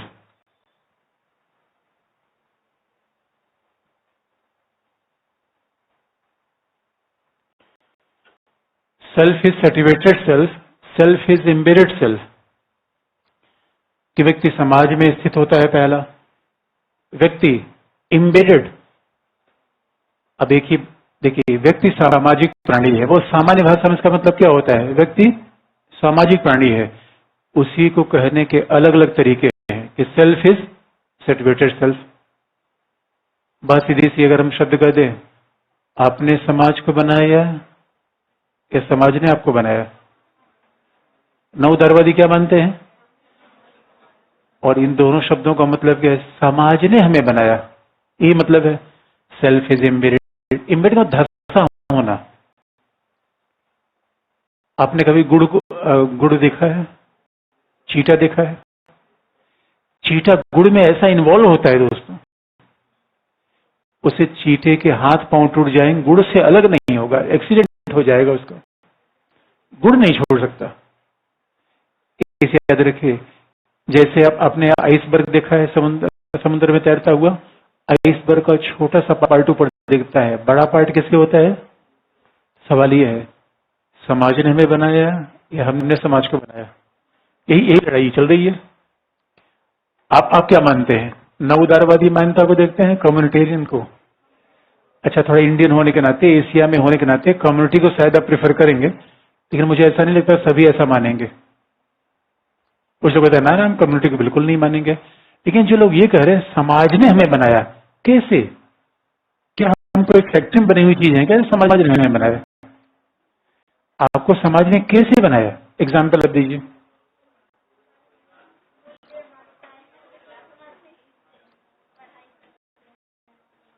अच्छा, आपकी मूल्य मान्यताएं समाज से आई, कुछ और कॉन्क्रीट एग्जाम्पल बताइए जिससे मैं और समझ सकूं इस बात को। क्या बनाया उसने, कैसे बनाया आपको, वही तो मैं समझना चाहता हूँ। क्या कैसे बना दिया आपको उसने?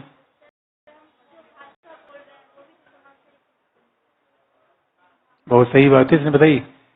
बहुत ध्यान से देखिए, आपको ये बताने की आवश्यकता नहीं मैं कहां से हूं, बस एक बार बोल के आप बताइए मुझे।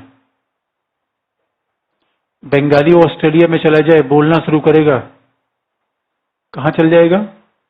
तमिलनाडु का व्यक्ति इंग्लिश बोले, आप बिना कहे आप बता देंगे कहां का है वो? तमिलनाडु का है। आपने कभी देखा कि अमेरिकन बोलता अलग तरीके से बोलता है, ब्रिटेन का व्यक्ति अलग तरीके से बोलता है। सबसे बड़ा एग्जाम्पल लैंग्वेज का है, और इसलिए हम क्या कहते हैं, मदर टंग, यानी ये टंग खुद ने सिखाई या माँ ने सिखाया? ये माँ है या परिवार है? इसलिए समुदायवादी कहते हैं, अरे भाई हम समाज में स्थित हैं, समाज ने हमें उद्देश्य दिया, समाज ने हमें भाषा प्रदान की, समाज ने हमें जीवन शैली। अच्छा, बहुत ध्यान से देखिए, पहनावे में किसने दिया? सब कुछ तो समाज ने दिया। और सच पूछिए, हम तो बिल्कुल रॉ पैदा हुए थे दोस्तों, हम तो चेचिस लेकर पैदा हुए थे। जैसे ट्रक जब नई निकलती है उसमें केवल चेचिस आती है, हम तो चेचिस लेकर पैदा हुए। बॉडी किसने बना दी? समाज ने लक्ष्य निर्धारित कर दिया, समाज ने परंपराएं दे दी। और जब सोच के देखिए, आपकी धार्मिक मान्यता, जो धर्म को आप मानते हैं, कहां से आ गया? कैसी आपकी मान्यताएं धीरे धीरे धीरे धीरे बनती चली गई? समाज ने दिया। जीवन का लक्ष्य समाज ने दे दिया, बोली का तरीका समाज ने दे दिया, खाने का तरीका समाज ने दिया। अब भाई जो कि एक विशेष भौगोलिक क्षेत्र में मांसाहार खाएगा, समाज ने तो दिया। हम पहले, हम पहले, हम पहले। समुदायवादी कहते हैं बाबरापन बंद करो, इससे अगला। इनके अनुसार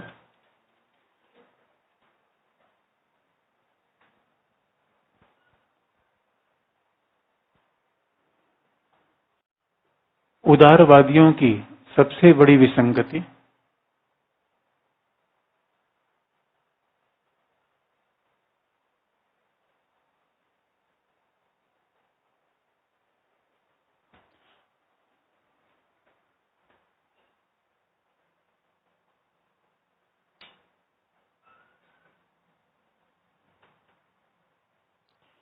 उदारवादियों की सबसे बड़ी विसंगति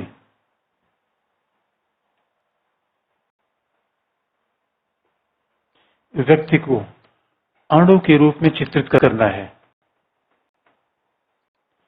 the major drawback of liberals,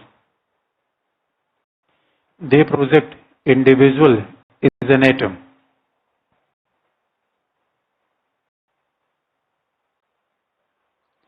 उदारवादियों की सबसे बड़ी विसंगति व्यक्ति को अणु के रूप में चित्रित करना है। अच्छा, इसी को लिखने का तीसरा भी तरीका है, इनकम्बर्ड सेल्फ। इनकम्बर्ड सेल्फ, भाई इनकम्बर्ड कहिए, सर्टिफिकेटेड कहिए, एम्बेड का बात एक ही है समाज में हमें। और कई जगह तो तुमने देखा है कि जहां जैन समुदाय के लोग हैं, बाकी लोगों को घर मिलता ही नहीं, वहां पे जैनी समुदाय के लोगों को मिलेगा। जहां वेजिटेरियन है वहां नॉन वेजिटेरियन को अलाउ नहीं करते। समाजी तो है, कहने एक तरीका अलग है। क्या लिखा आपने? अणु के रूप में चित्रित करते हैं।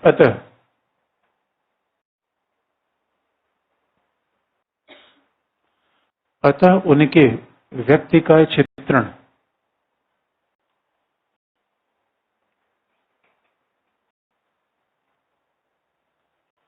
अमूर्त और अपूर्ण है।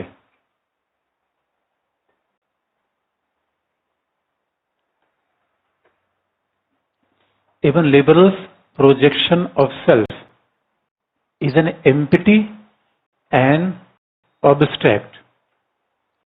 अमूर्त है, बेकार है,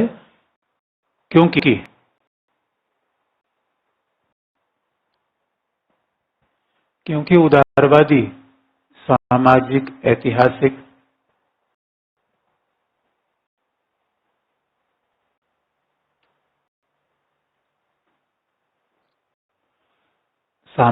ऐतिहासिक सांस्कृतिक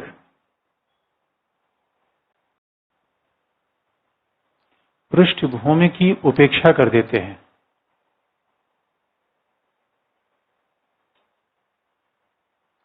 सामाजिक, ऐतिहासिक, सांस्कृतिक पृष्ठभूमि की उपेक्षा कर देते हैं।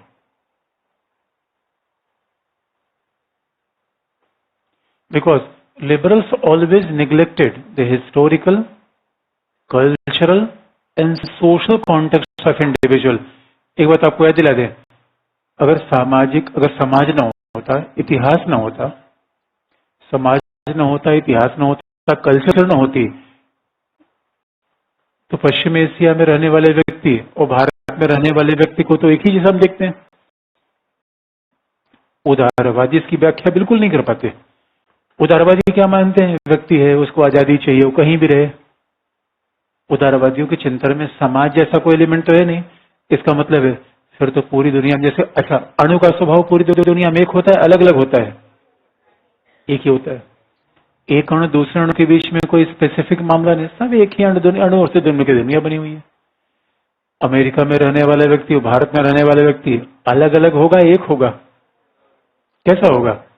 अलग अलग है। क्यों? एक बात याद रखिए। और कहीं कहीं उदारवादी चिंतन पर विज्ञान का ही प्रभाव है। व्यक्ति को अणु जैसा मानने का चिंतन साइंस ने दिया,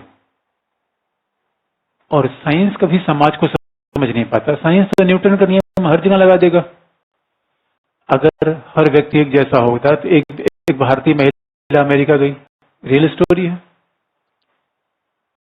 अब याद रखिए, अगर कोई भारतीय महिला अमेरिका गई, उसका बेटा अलीबाग आ गया, तो उनका चलो माँ थोड़ा सा घूमने चलते हैं। तो माँ जैसे घूमने पहुंची, उसने कहा नहीं मुझे इस देश में नहीं रहना है। कुछ ऐसा उसने देखा। अब सवाल यह है कि अगर हम व्यक्ति को अणु जैसा माने तो उस महिला को वहां रहने में कोई कठिनाई नहीं होनी चाहिए, लेकिन महिला वहां रहने को तैयार नहीं थी। और इंटरेस्टिंग पार्ट आपको बताएं, जो इंडियंस वहां जाते हैं वो क्या करते हैं? कंप्यूटर से भगवान की फोटो निकालते हैं, क्योंकि भाई वहां ऐसा तो है नहीं, हर जगह मंदिर है, धार्मिक किताबें मिल जाएंगे, भगवान मिल जाएंगे।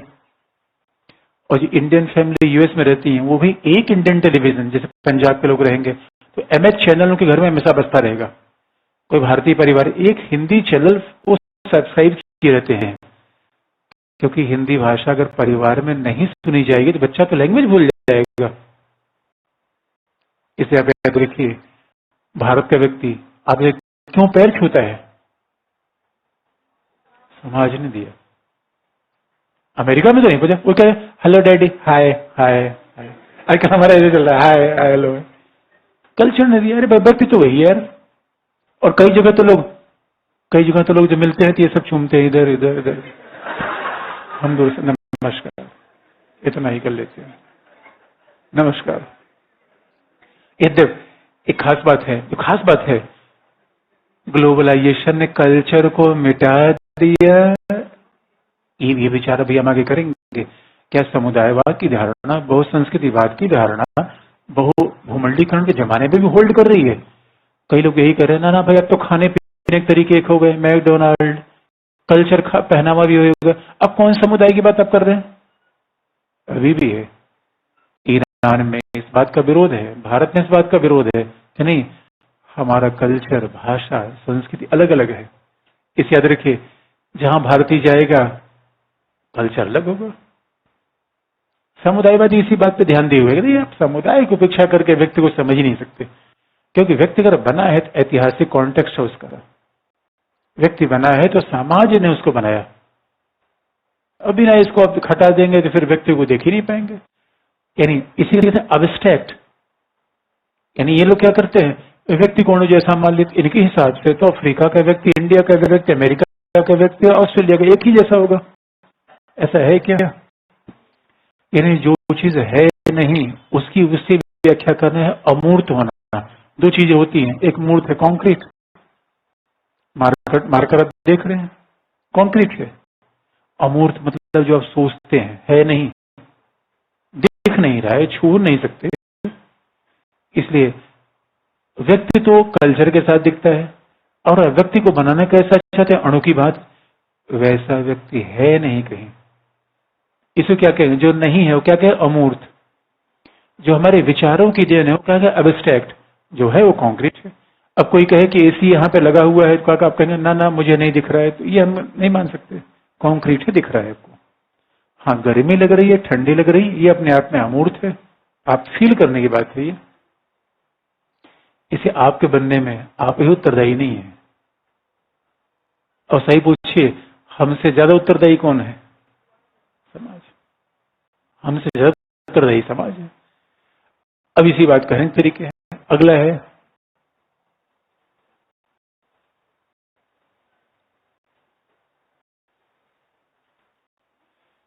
वालजार।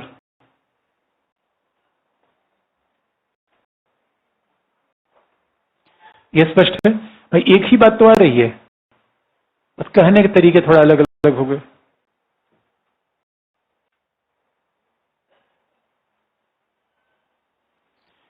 तो अच्छा, तो आप पूछेंगे कि अच्छा यूरोप में उदारवाद में क्या कभी समुदाय की बात थी? नहीं, अरे थी, समुदाय की बात हीगल करता है, ग्रीन करते हैं, लेकिन नव उदारवादियों ने एकदम पीछे छोड़ दिया उसे। इसलिए वालजार ने कहा, अगला WALZER,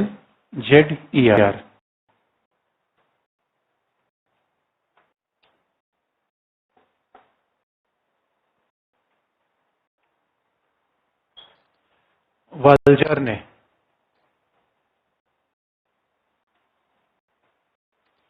समुदाय की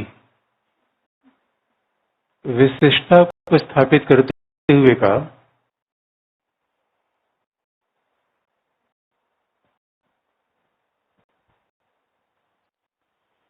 well, speaking about the uniqueness of community, उसने समुदाय की विशिष्टता या विशेषता को व्यक्त करते हुए कहा,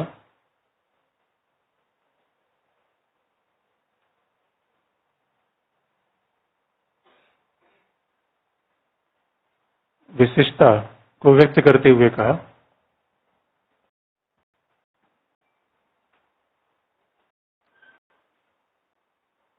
कि समाज में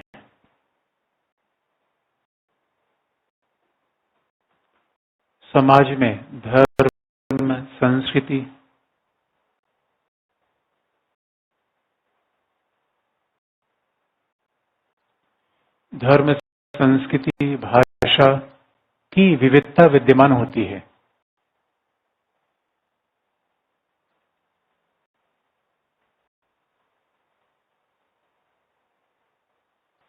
समाज में धर्म, संस्कृति, भाषा की विविधता विद्यमान होती है। Various kind of diversity exist in community due to religion, culture, language. इसीलिए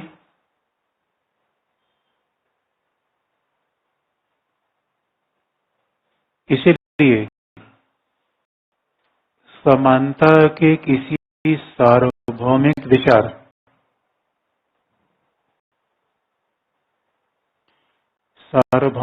विचार अंडरलाइन,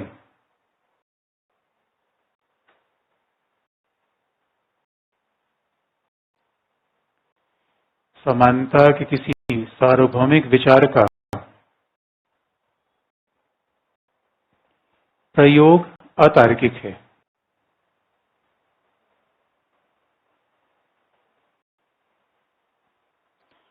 समानता किसी सार्वभौमिक विचार का प्रयोग अतार्किक है, जैसा उदारवादी मानते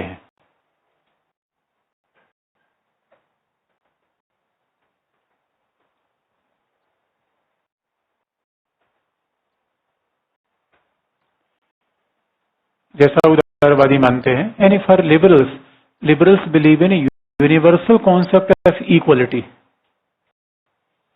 अच्छा, यूनिवर्सल कॉन्सेप्ट क्यों मानेंगे? अब खास बात दीजिए, साइंस का नियम यूनिवर्सल होता है, साइंस के नियम यूनिवर्सल होते हैं, वो देश काल से प्रभावित नहीं होते। जबकि शायद इसी बात को उदारवादियों ने अपना लिया। अगर हम व्यक्ति को एटम जैसा समझेंगे तो फिर व्यक्ति में कल्चर, भाषा, धर्म का डिफरेंस आएगा ही नहीं। अच्छा, व्यक्ति को एटम जैसा समझेंगे, इसका मतलब है हर व्यक्ति में 2 आंख है, 2 हाथ है, 2 कान है, लीवर सिस्टम है, डाइजेस्टिव सिस्टम है। इसी हिसाब से हम व्यक्ति को समझ दी हमने। एक खास बात आप देखेंगे, डॉक्टर के हिसाब से व्यक्ति का कल्चरल हिस्टोरिकल डिफरेंस मायने नहीं रखता, वो फिजिकल सिस्टम देखता है। विज्ञान की मान्यता ही है। उदारवादियों ने हर चीज को सार्वभौमिक, यूनिवर्सल बनाने का प्रयास किया। समुदायवादी इसी बात पे खफा है और से पूछा गया कि भाई समाज में लोगों को क्या बंटना चाहिए, तो उसने कहा बंटना क्या चाहिए, कुछ चीजें हैं, रोटी कपड़ा मकान, आजादी, अधिकार सबको दे दो। यही सार्वभौमिकता की प्रवृत्ति है। अब आप देखेंगे लोग कहते हैं पूरी दुनिया में मानव अधिकारों का वैश्विक मानदंड, ये कैसे संभव है? अच्छा बताइए, लोकतंत्र का वैश्विक मॉडल, ह्यूमन राइट्स का ग्लोबल मॉडल बनाएंगे, पर्टिकुलर मॉडल बनाएंगे?